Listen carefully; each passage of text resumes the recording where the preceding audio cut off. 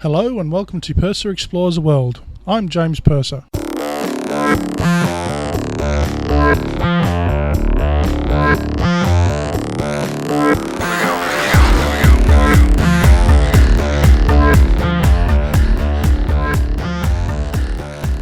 A long time, and about 50 kilos ago, I once toyed with the idea of learning how to play ice hockey.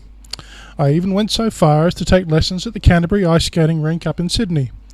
However, I never took it up due to a combination of lack of funds and a complete lack of talent. However, while my teenage dreams of lofting the Stanley Cup may have faded in the face of the inability to stop on ice skates without falling over, I've always maintained an interest in the sport. And it turns out I'm not the only one. Australia has always been an ice hockey nation. Interest has waxed and waned as time has gone on, but as long as there has been an ice skating rink, Australians have been playing ice hockey. In fact, Australia has the third oldest continual ice hockey national trophy in the world in the Goodall Cup. Barring the war years and a few years in the 50s, the Goodall Cup has been presented to the winner of the national ice hockey competition since 1909. Australia has even managed to reach the heights of the Winter Olympics, taking to the ice at the Squaw Valley Games in 1960. They finished 9th. Fast forward to 2011 and ice hockey in Australia is still going strong. In 2 weeks' time, 4 teams are going to take to the ice to start the second half of the Australian Women's Ice Hockey League season.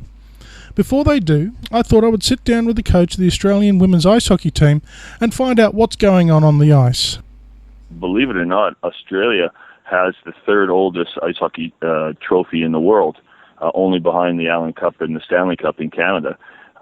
Started around the turn of the century when they had, I think it was a U.S. warship came in to Melbourne, and the guys challenged these guys to a game. But the actual game of ice hockey has been around for a really long time here. All right, so it is a niche sport, considered a niche sport. It's compared to say football. What sort of crowd does it attract? What sort of numbers does it attract players-wise? Well, obviously the sport is limited to the facilities that you can play it in, so you have to have ice rinks, and this has varied in each of the cities over the years. I mean, Melbourne used to have half a dozen rinks at one stage. They have 2 now. Sydney's got 7. Not so long ago, they only had a couple. So it just depends on where the facilities are.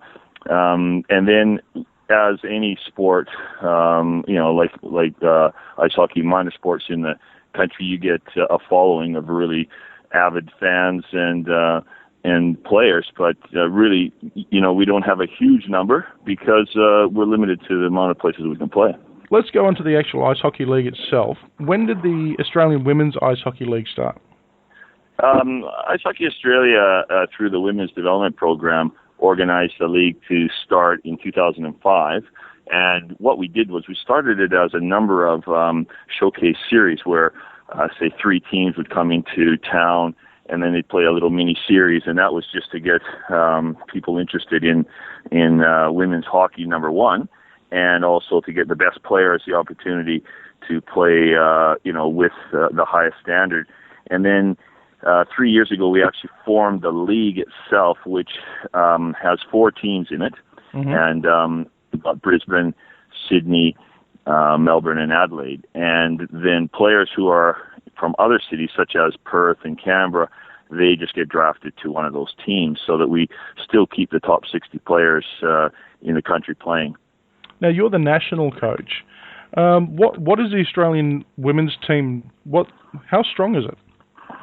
Well, actually, funnily enough, it's very strong. We compete at World Championships every year, and last year we competed here in Australia. First time ever the Women's World Championships in our division was held here. We're in Division 3, as it's called. They're changing the names of the divisions now, but basically you have an Olympic division, and that's Canada, U.S., Finland, Sweden, these countries. And then you go down to Division 1, 2, 3, all the way down to Division 5, and there's 6 teams in each division. So what happens is the winner of a division will go up, and the loser of the division will go down. And our team last year won the silver medal. We lost in a shootout in a gold medal game against Netherlands. Mm-hmm. So now we go to Slovenia this year to play in March. And every year the team gets together around that time and travels overseas. So it's really quite an experience for the girls. So we're actually holding our own against European teams. Oh yeah, we're ranked in the low 20s in the world. But when you have a look at the number of countries that are playing, that's very good. And to be honest with you, the ranking system is such that we are actually much better than that. We can mix it with any of the teams, such as Italy, Netherlands, Austria. We've played Czech Republic, a lot of these countries that are really known hockey power. So in the final analysis, our girls actually punch above their weight. So how are we? I mean, have we competed against the heavyweights, so to speak, like Russia or Canada? No, we haven't had the opportunity to play against those teams. And I'll give you an example. When you may remember in the Winter Olympics when Italy held them and they played Canada, they've got absolutely bombed. But there is such a huge jump up into the Olympic division that these countries, they have thousands and thousands of players, whereas countries like ours, the number of female players is only 300 or 400. So it's really difficult to play against them. And the other difficulty we have, of course, is that we don't have anything other than our own league here. So because we're at the other end of the earth, we don't get a chance to play against these European countries or North American countries very often. So it's just a special trip that we can take. And that is the difference between the top level of the game. Now, I had a look through the website and I had a look through some of your teams. Now, you actually allow imports, don't you? Yes. We have 3 imports per team. And the idea of the imports is to raise the standard of the league and the players in their off-ice training and their on-ice training. Because when the import players come down, naturally, the teams will pick someone who's playing at a higher standard than what we have here. And that'll help their team. But it also shows the local girls what you need to do to be an elite athlete, what sort of training you have to do off the ice, and the way you have to conduct yourself on the ice. And these players, when they come down, are looked after by the teams only to the point where they try to help them with a bit of accommodation and try to find them a job. But, I mean, everything is self-funded here. So it's an amateur league. There's no money in it. It's totally amateur, yes. Tell me about the competition itself. It's going on at the moment. What are the teams and how often do they play? Okay, we have a schedule that has 12 games for the season and then a finals series that'll be held in February. We start in October and go through till there's a Christmas break. But they play every fortnight. And what happens is we've got the Brisbane Goannas. The Sydney team has moved up to Newcastle now. They're called the Newcastle North Star Sirens. Melbourne Ice and Adelaide Adrenaline. Now, the last 3 teams I just mentioned are all affiliated with their men's teams. So during the winter season in Australia, the men play. Mm-hmm. We play during the summer season for 2 reasons. One, it keeps us from competing with the men's teams for ice time because there's only a limited amount of ice available. Yep. And the main reason we're doing it this way is because the Northern Hemisphere teams, they all finish their season in March, and then the World Championships are held. Now, if we were to go on our normal schedule and finish in October, the girls have got like 6 months with no hockey and then go off to World Championships. That doesn't make a lot of sense. So we play right up until the end of February. Sorry? They'd lose a lot of conditioning in that 6 months as opposed to... And you can condition yourself off the ice as much as you want, but on-ice conditioning is the most important. So we have the girls play right through till the end of February, and they're just hitting their straps when we go overseas, and it works really well. Now, so you've got the imports. Has there been anything go the other way? Have Australian players gone to Europe or to North America to compete in those competitions? Oh, yeah. We have a number of players over there. In fact, on the national team last year, we had 4 girls come down from Canada to play, and 1 girl from the U.S. So what happens is there's no money in women's ice hockey, but they can go to universities over there and get scholarships and have their university paid for or partially paid for. Mm-hmm. So whenever it's possible, that's really the dream of a lot of the girls, is to go overseas and play at a college hockey and get part of their school paid for, but also just be immersed in that hockey culture where it's 24/7. And they do everything during the hockey season revolving around the game. What sort of crowds do you get? We get a couple of hundred people depending on the rink. Mm-hmm. Melbourne's got a beautiful brand new facility. You might have heard about it. The winter sports, Olympic Winter Sports, put money into it, and it's a $60 million complex down at Docklands. So they can hold a couple hundred people quite easily. In fact, I think it's more like 300 or so. And I was there on last weekend, and they had a good crowd there. Newcastle also gets a pretty good crowd, and Adelaide is a very supportive place. They get a lot of people there. Their team has been the champions 5 out of the 6 years, so they've got a lot of backing. If somebody's interested in learning how to play, where should they go? It's very simple. If you go on a website to Ice Hockey Australia, all the information will be there about. You can just click on the link to the various states, and then there'll be contact details.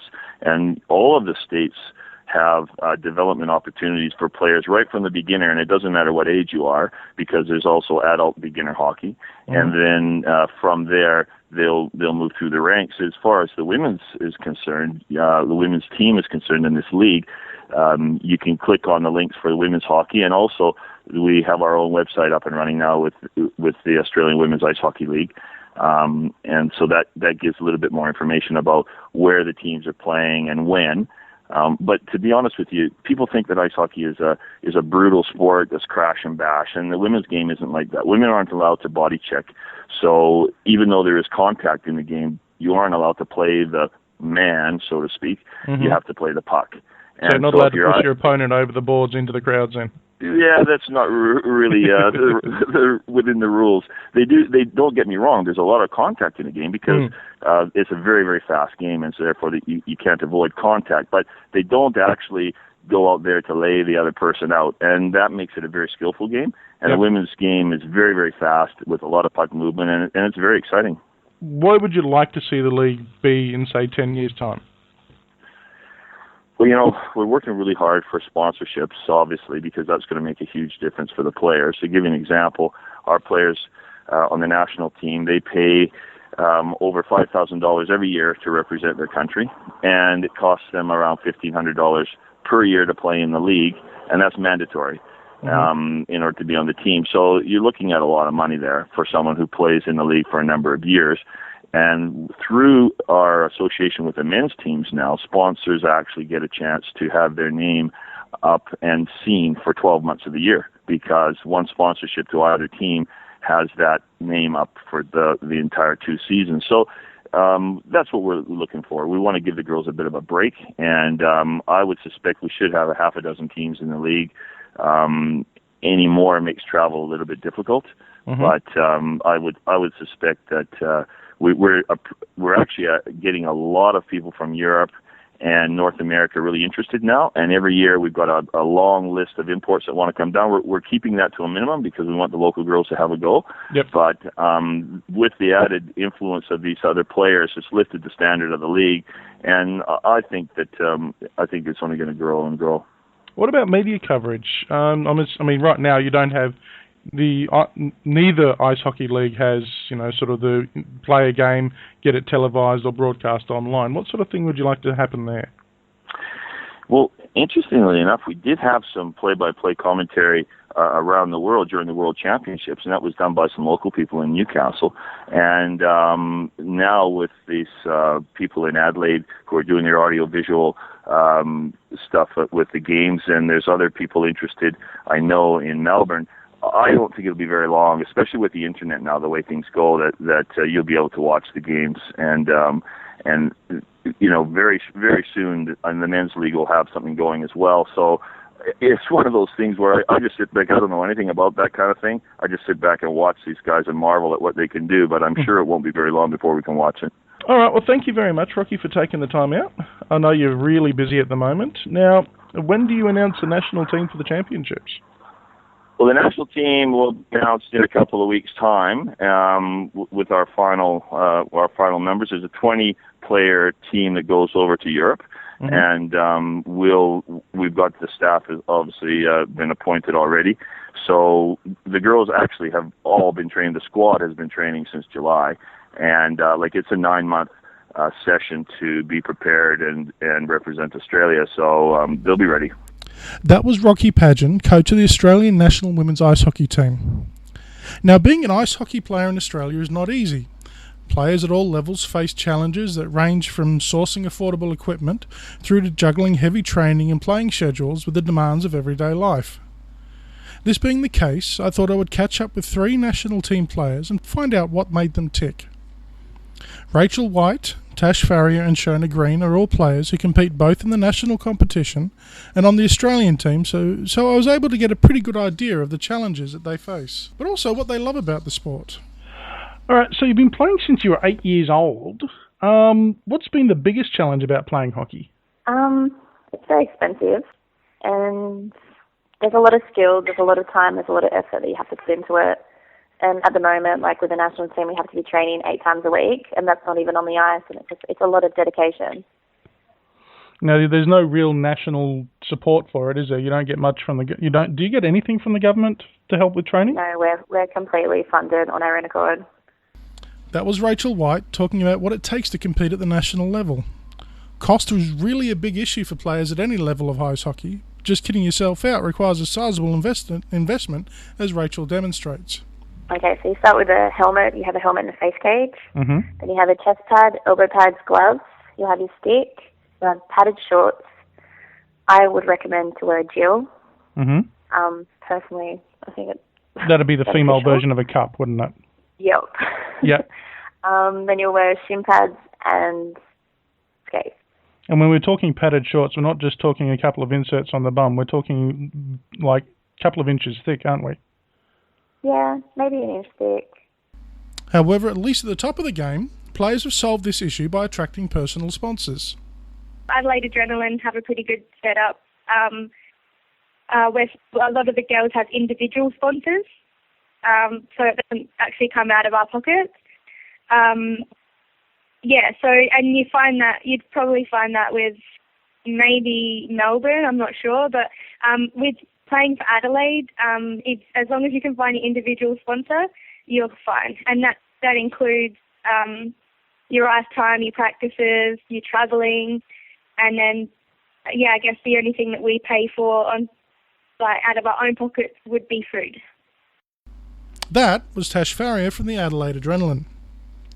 Once you've moved past the cost, and remember we're talking something in the region of between $1,500 and $2,000, the next thing you have to work out is time. Travelling interstate and internationally, even just figure out how to get in the training required, means that, as Tash says, hockey just becomes the priority. The travelling's the best part. I think, I don't know, I haven't even thought about that question ever because it's just a normal thing, I guess.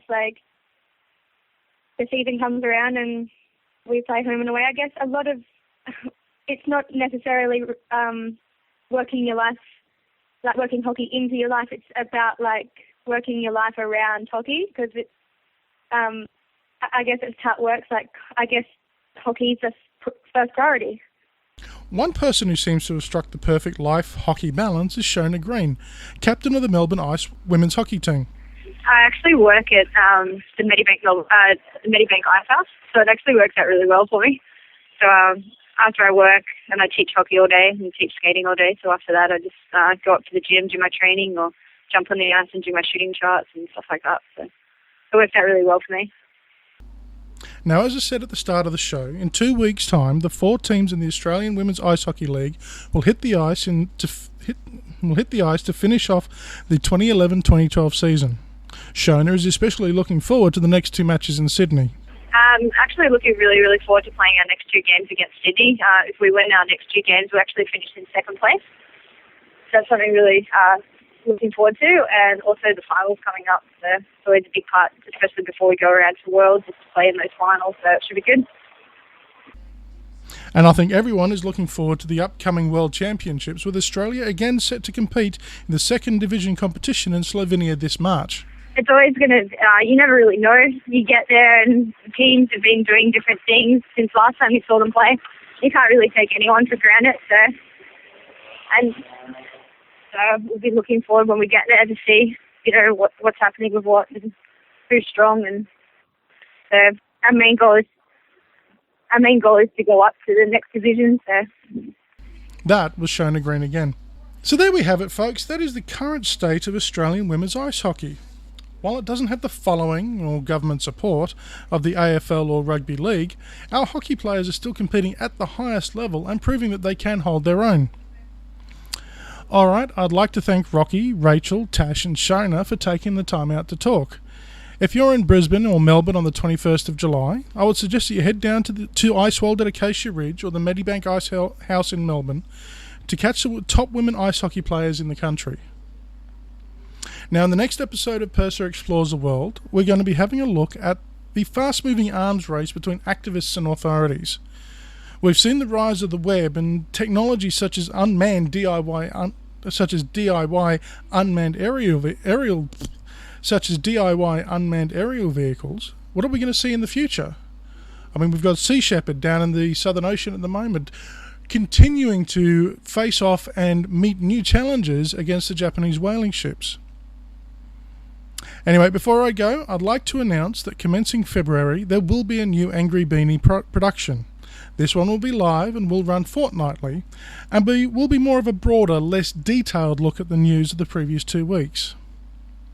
This has been another episode of Purser Explores the World, an Angry Beanie production. I'm James Purser, and if you want, you can follow us on Twitter @AngryBeanie, or on Google+, we're +Angry Beanie again. And we're even on Facebook. Just search for Angry Beanie.